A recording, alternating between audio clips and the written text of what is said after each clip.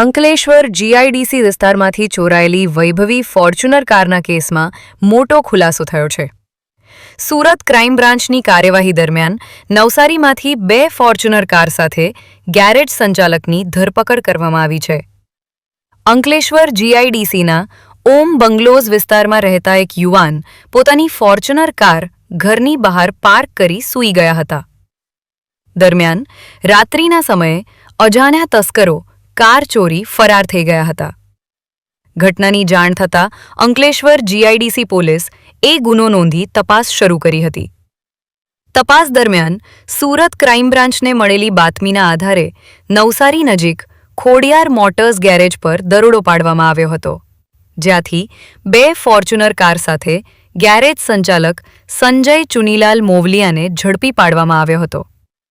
પોલીસે આશરે 40 લાખ રૂપિયાની 2 કાર કબજે કરી હતી, જેમાંથી એક કાર અંકલેશ્વરમાં નોંધાયેલી ચોરીની હોવાનું બહાર આવ્યું છે. આરોપી સંજય મોવલિયા પોતાના ભાઈ સાથે મળીને અકસ્માતગ્રસ્ત વાહનો ખરીદી તેના એન્જિન અને ચેસીસ નંબર ચોરીના વાહનોમાં ફિટ કરી ગેરકાયદેસર વેચાણ કરતો હતો. AB48 ન્યૂઝ ગુજરાત સાથે ધર્મેશ રાણા, અંકલેશ્વર.